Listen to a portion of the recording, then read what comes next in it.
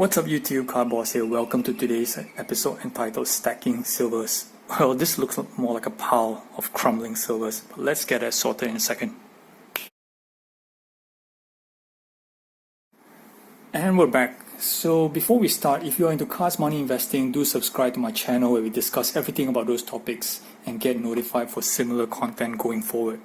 Alright, let's go. So you guys heard about the bearish market bottoming out, investor exodus. We've all heard about doom and gloom, no end in sight. Yeah, everyone wish they have a crystal ball to predict what will climb. And in fact, I think there might be some people out there, making you believe that they have the foresight to tell you what's going to be great. But whether each of them back their individual views, that remains to be seen. But I'm not going to care about what people think, and basically just going to tell you guys my play and what's my perception of the hobby going forward. So firstly, you guys can see lots and lots of silvers here, right? I got prism silvers, I think I got some optic hollows down there, mosaic silvers, select. Good mix and variety, some PSA 10s, mostly PSA 9s, and of course, these are not random players. I got Ja Morant, Shea Gilgeous-Alexander. You can see optic here, more Shea, Ja. I think I got Lonzo Ball, and a couple others here. Michael Porter Jr. Alright, so you guys get it, right? Lots and lots of shiny, but what's the thought process or the game plan behind all of this? I think if you guys watch my other content, a lot of people kind of deviated to serial numbered cards, and these are all viable strategies as well. Though I think that some people might have forgotten that silver refractor parallels, such as the hollows or the prism silvers, right?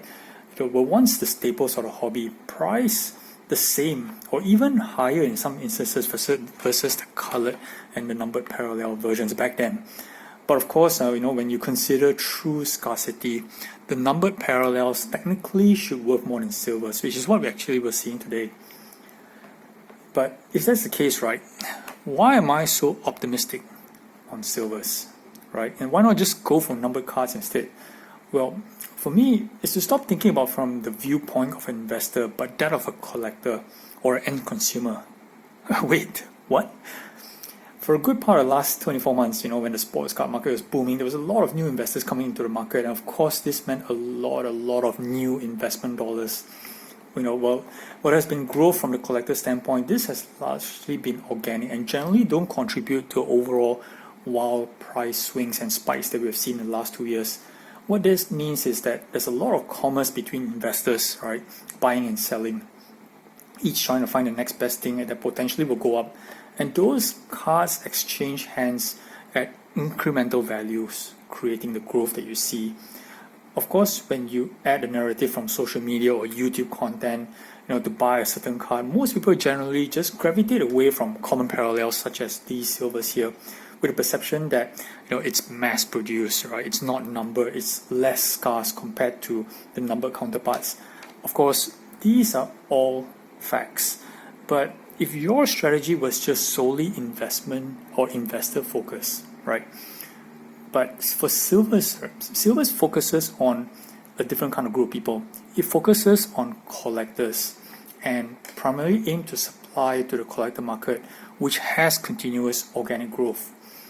Several questions will come to mind, right? First, why silvers, right? And not base, if you're talking about entry level. Well, there was once a period, just not too far back, where base labs, were the real in thing. Low entry cost, highly liquid, people loved them, right? At least when they started to lose money. And that's when everyone was started to call out those base and start to burn those base. Well, not literally, but a lot of investor dollars did go out in smoke, over base cards. And don't get me started on second year cards, right? But why did this all happen?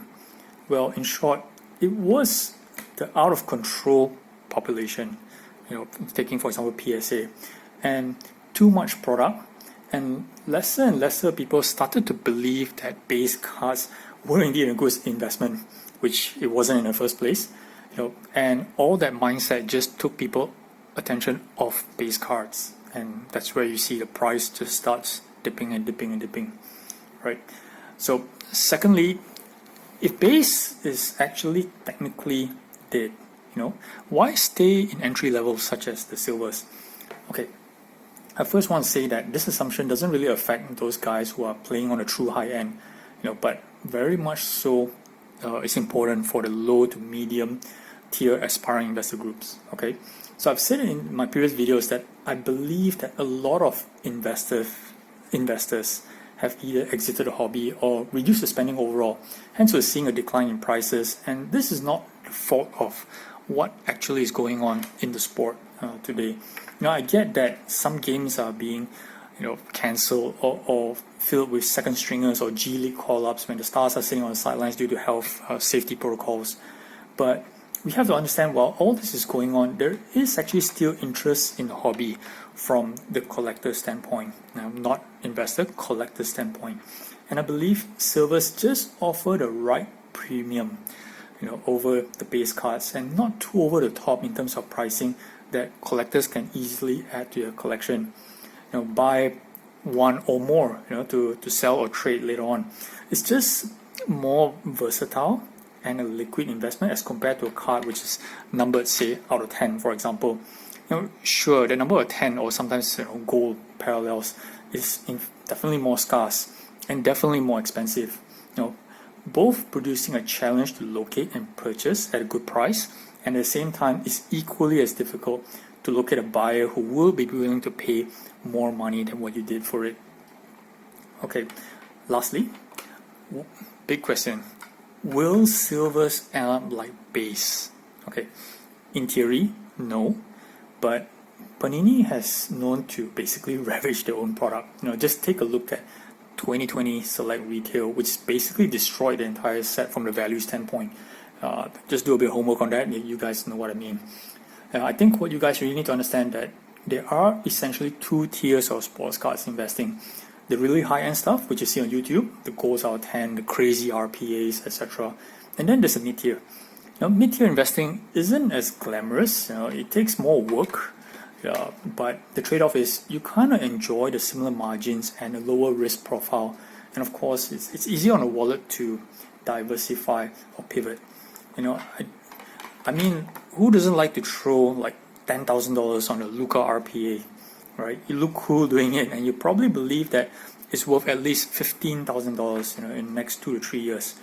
But scaling back to some of you that only has $1,000, to invest, you can easily pick up 10 of these cards, right? This Ja Morant or this Shea, or this jar as well, for about, on average, about $100 each, to diversify into several different players, which can easily go up to $150 each, right? That's the same percentage points as I mentioned earlier.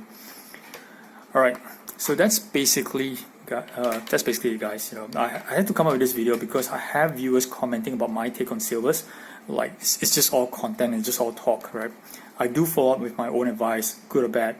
If this silvers experiment don't pan out, it's one of those investment lessons for the future. All right, guys, thanks for watching today.